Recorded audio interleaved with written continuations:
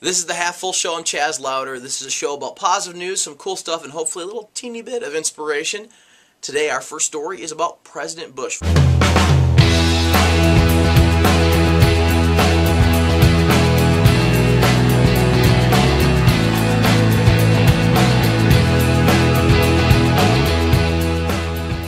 Former President Bush on the Today Show with Matt Lauer getting interviewed about his new book called Decision Points.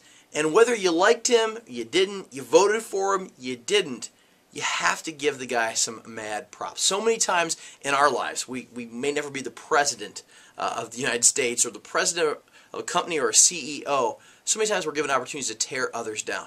And Matt Lauer literally gave him the softball pitch, the big whoop. And President Bush, so classy, again, whether you liked him or not, he said, you know what, well, here's what he said. And the other reason why is I don't think it's good for the presidency for a former president to be opining about his successor. President Obama's got plenty of critics, and I'm just not going to be one.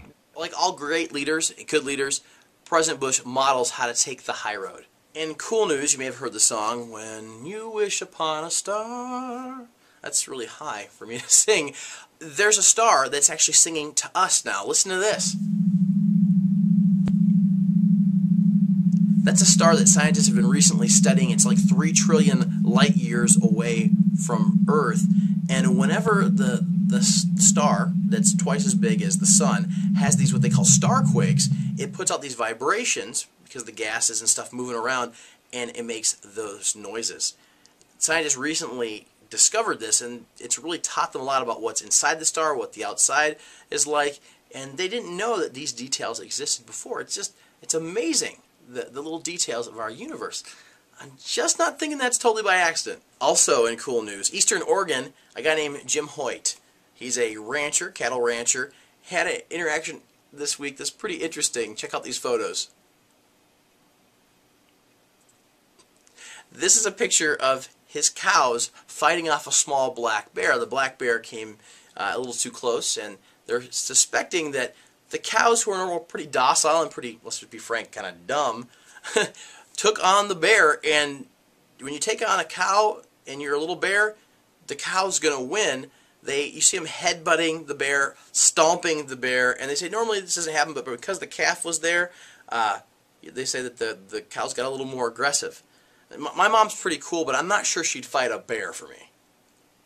And the last story that hopefully gives you a little inspiration for your day is about integrity. And I witnessed some amazing integrity this week in, of all places, the show The Apprentice. Now, I'm not a big fan of this show, but if you've never watched it, let me give you the quick on the show.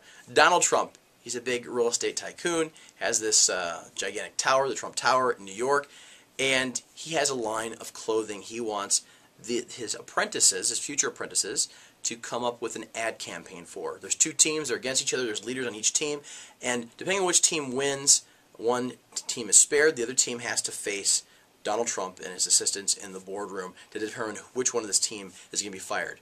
And this guy right here is the project manager. He got an idea in his head. He really didn't use all of his team to the best of his ability, but he just kind of went with his idea. This gal kind of comes along and says, yeah, you're doing a great job. But these two are not really on board.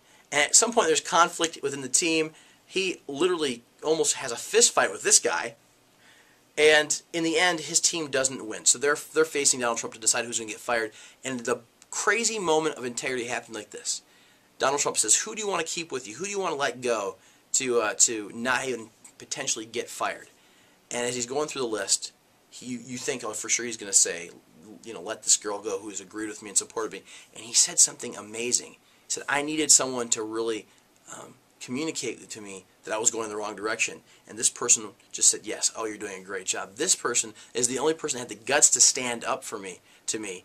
And it got tense, it got heated. And so he released this guy. And it was just an amazing moment of integrity because this guy did exactly what he needed, but he refused to listen to his advice. I think we all have people in our lives like that to say, hey, you might want to look at this, and we resist because change is hard, maybe it's a pride thing. I'm not saying we should agree with every criticism that comes our way and really take it as fact, but we should at least consider it, because if we surround ourselves with people who just agree with us all the time, what's the point in having assistants to help guide us through our challenges of life? Alright, I'm Chaz Lowder, and you've been watching Half Full. There's a lot of nasty stuff in the world. We can't really control that, but we can control how we react to it. I'm choosing to be half full. I hope that you are too. I'll see you next time. Subscribe, contact me. I'd love to hear your thoughts.